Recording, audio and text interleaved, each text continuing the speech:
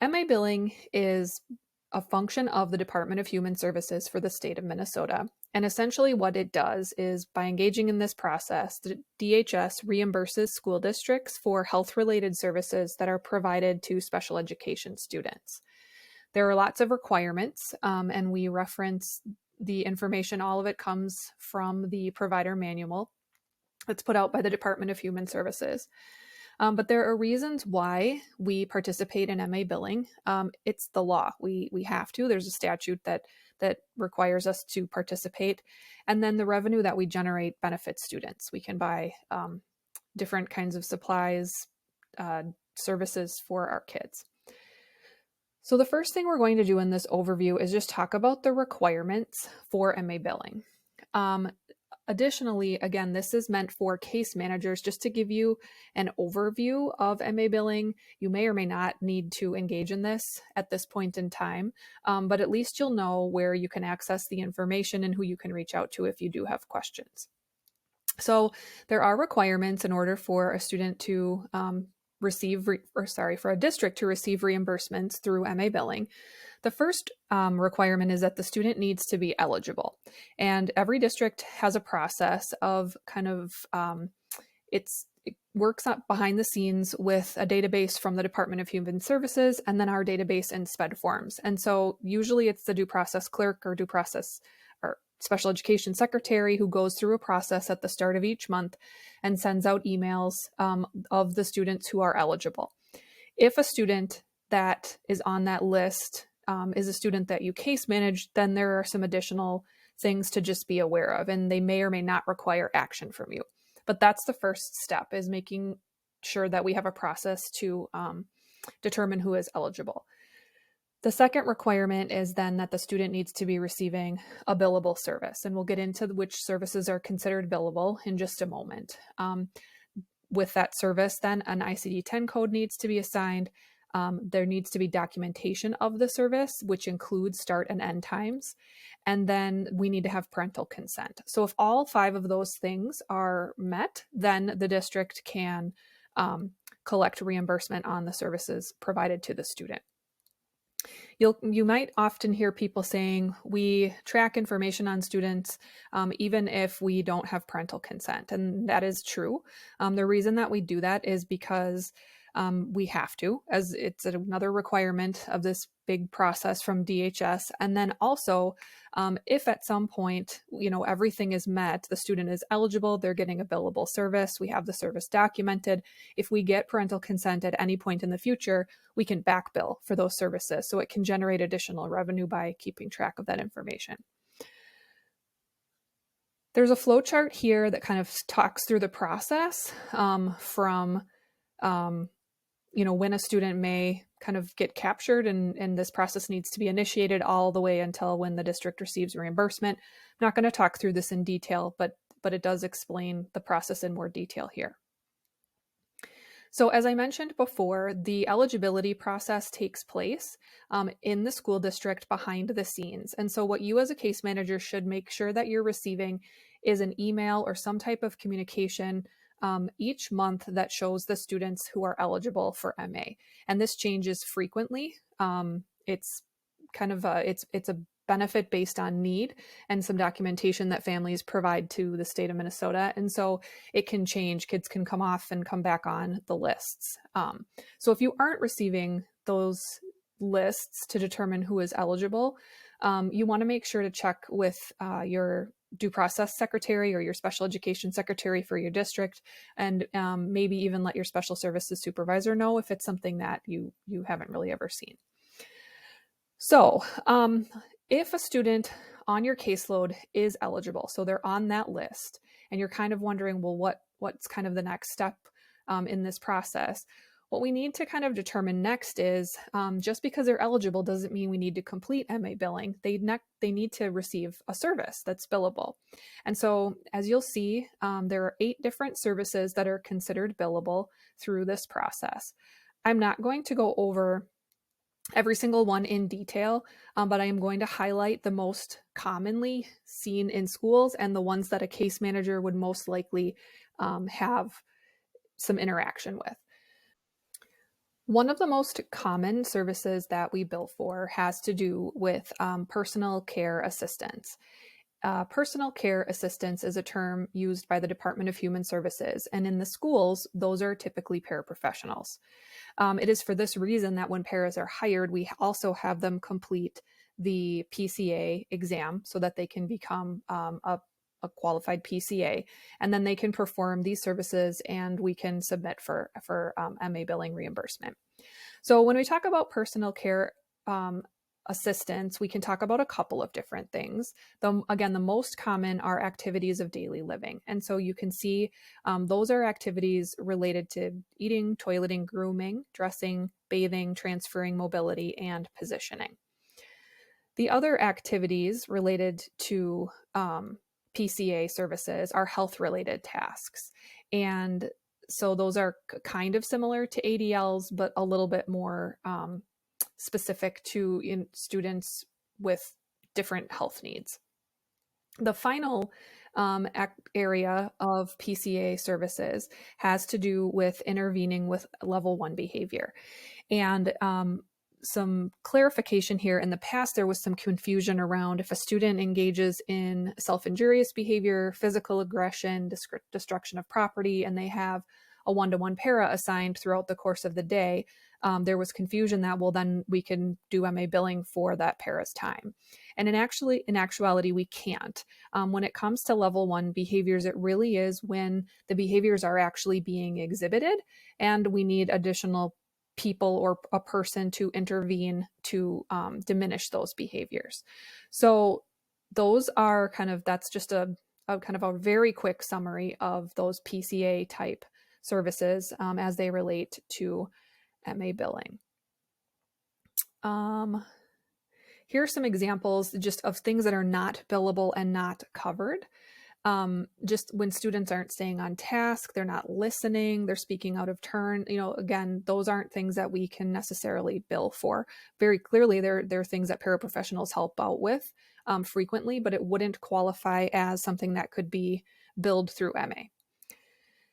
The other area that typically falls into play with a case manager, and just knowledge of the students that you serve is special transportation.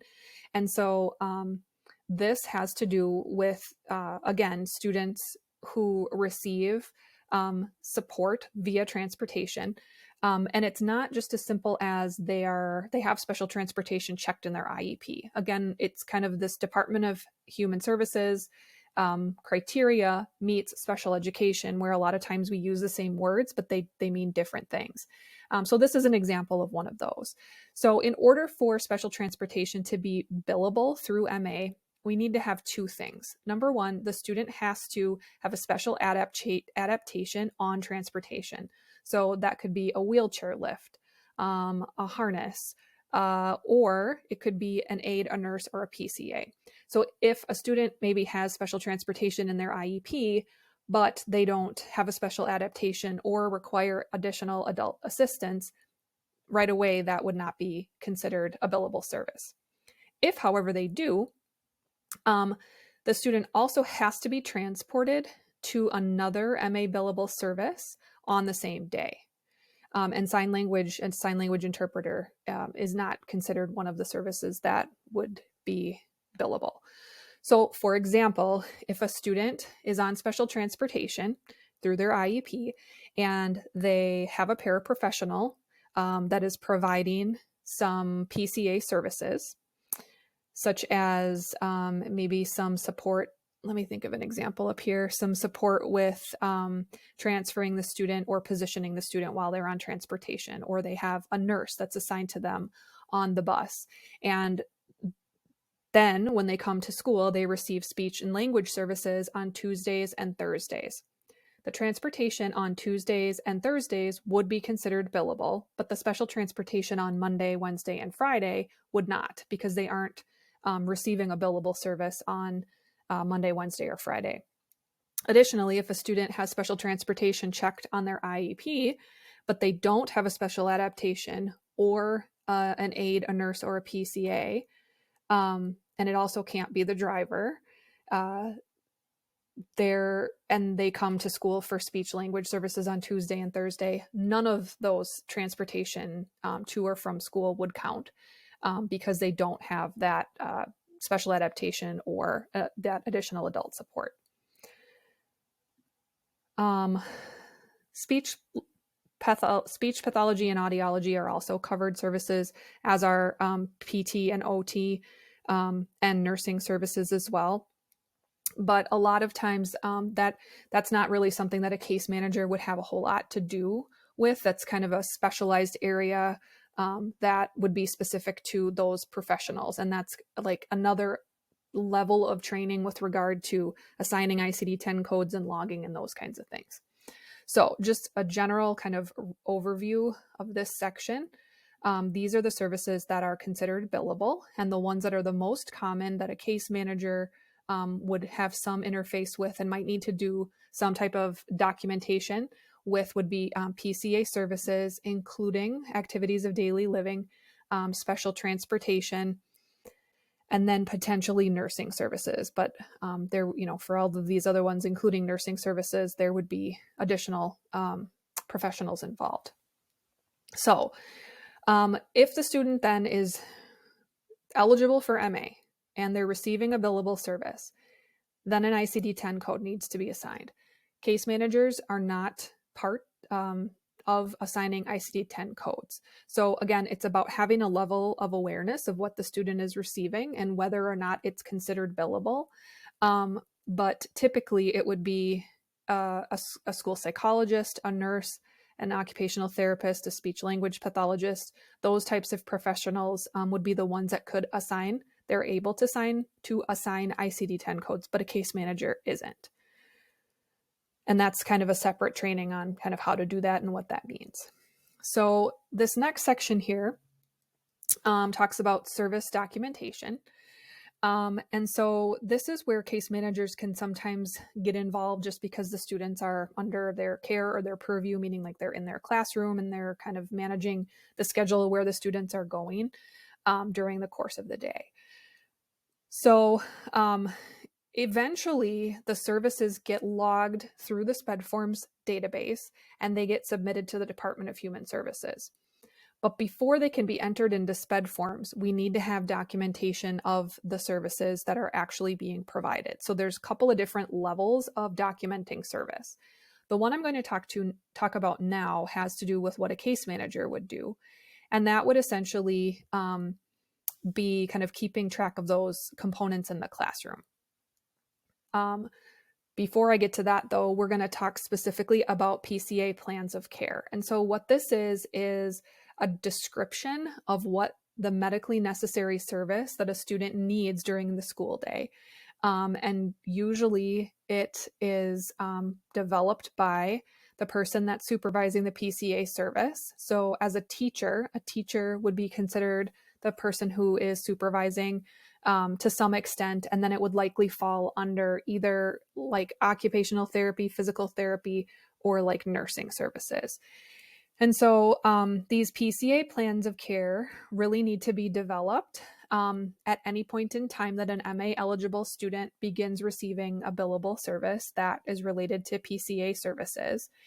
And they should be reviewed and revised if necessary on an annual basis. So usually we recommend that these happen with IEP meetings, just if things have changed, we want to make sure that we're updating it. And the PCA plan of care essentially kind of spells out for the paraprofessional / PCA, as DHS would, too many letters, as DHS would refer to them, it spells out what they do, what they need to be doing. So there are a couple of different options for documenting these PCA plans of care. One of them lives in SpEd forms. It's just another form in SpEd forms. And then the other one is an optional Google Doc. It's a template. So you can use either of those. The benefit of using the one in SpEd forms is that it will then kind of save like any other SpEd forms document and automatically you can finalize it and it'll go into history.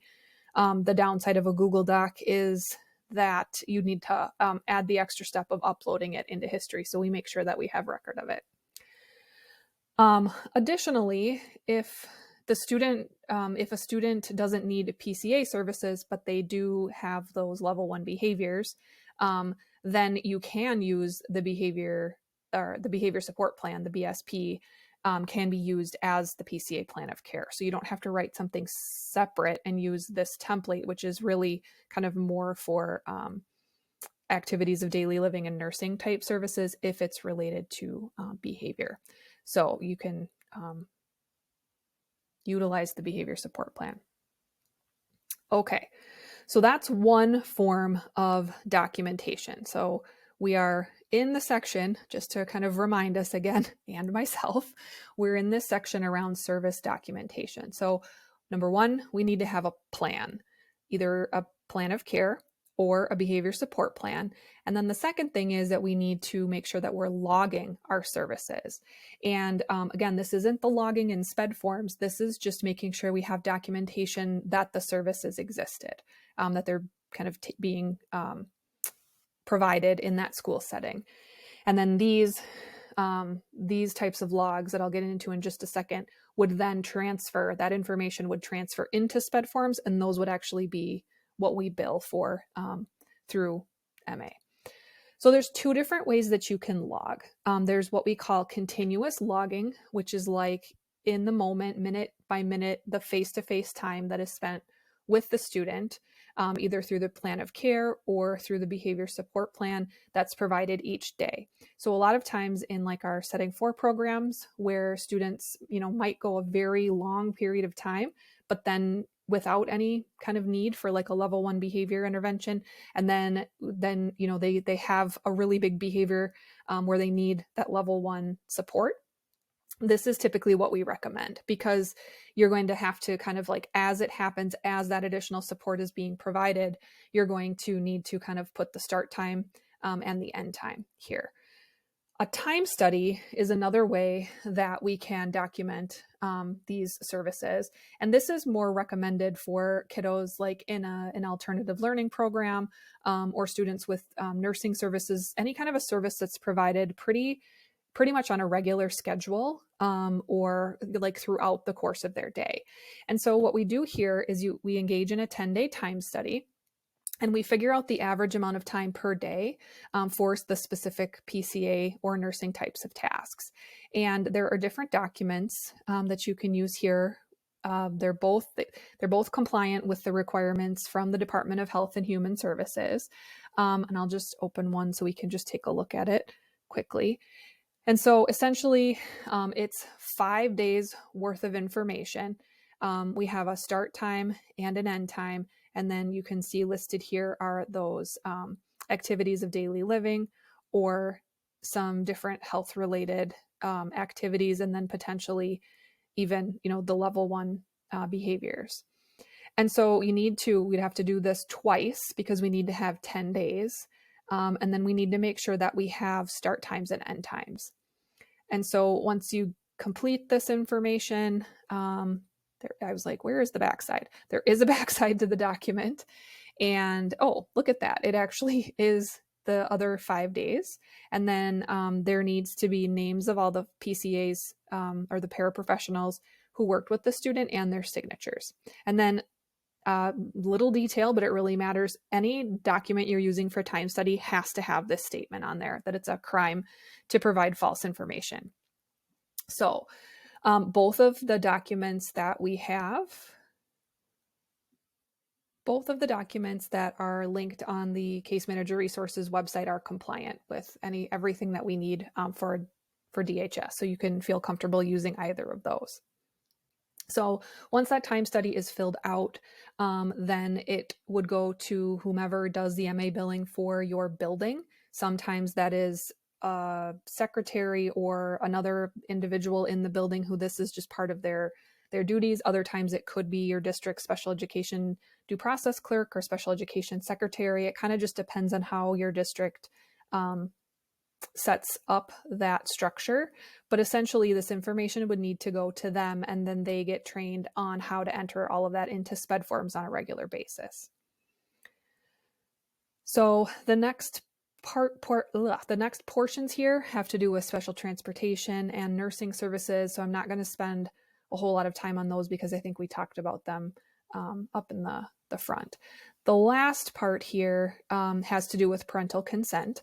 And so we encourage case managers at an IEP meeting, if a student comes up on that list as being eligible, we encourage you to have a conversation with the family about that. And there's a script here that you can follow. And then I am going to show you where this parental consent form is located in SpEd forms. So when I go into SpEd forms, here I am in my dashboard, and these are all fake students, and I'm going to go to the student OHD fake because I know that the MA forms have been turned on for this student. If you have a student who becomes eligible and you're not able to find these forms that I'm going to show you, then what you need to do is reach out to your due process secretary or due process clerk and have them make sure that they turn these MA forms on. Because if a student isn't eligible, we just turn them off so that you can't access them. But for this student, I know that they are. So I'm going to go to my menu over here and I'm going to click MA forms. And the very first form that comes up is the parental consent form. And so this would be the form that you would fill out and provide to the parents, where they can either provide consent or indicate that they don't want the district to bill MA, which they have the right to do. And then we would just keep those on file. So if you receive some of a parental consent form, then you're going to send that hard copy to the MA billing clerk in your district. And again, that might be someone in your building. It might be a special education or a district level secretary. So just keeping in mind who that person is. So this concludes the training for MA billing. It's kind of the 101 for case managers. We will have additional trainings that go more in depth related to logging and documentation.